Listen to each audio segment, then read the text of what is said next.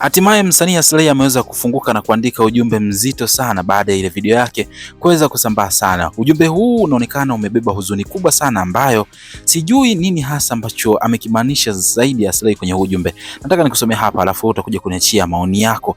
Ameonekana kuposti muda si mrefu sana akaandika ujumbe huu hapa hivi ambao mimi nataka nikusomea, lakini kabla sijakusomea ujumbe naomba nikukumbushe tumia sekunde moja kubonyeza neno subscribe hapo chini ya hii video ili uwe wa kwanza kabisa kupata updates kila wakati ambapo mimi nitakuwa nakuletea. Mimi naitwa Gabby Official na hii ni Bongo Vibe. Subscribe wa kwanza kabisa. Sasa Aslay ameweza kuandika ujumbe huu hapa na nukuu.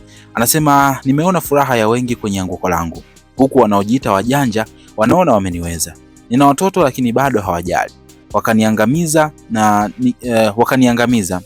Nikipotea ndio furaha yao labda. Anasema, nimemwachia Mungu, lakini ipo siku isiyo na jina, Mungu atajibu tu.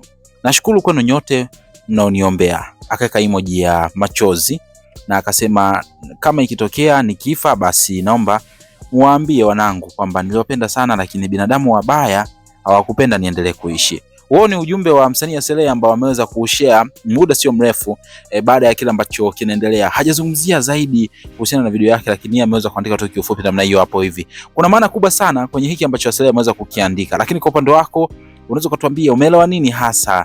Pengine kuna hali mbaya zaidi ambayo Aslay anaipitia kuliko vile ambavyo tunaelewa, au hali ikoje? Na pengine kuna watu ambao wamewagusia hapo kwamba ni wabaya ambao hawapendi aweze kuishi. Huenda kuna watu ambao wamemfanyia noma na vitu kama hivyo hapo hivi. Mpaka sasa hivi bado ngome imekuwa ngumu zaidi kuelewa nini hasa ambacho kiko nyuma ya pazia kuhusiana na hali halisi ambayo anaipitia sasa hivi msanii Aslay. Kwa upande wako tuambie comment yako ni ipi, lakini usisahau kusubscribe hapo chini ya hii video kwa ajili ya kuhakikisha kwamba nikipata update mpya na kuletea na utakuwa unaipata kwa wakati sahihi kabisa. Mimi naitwa Gabby Official, mpaka next video. Bye bye.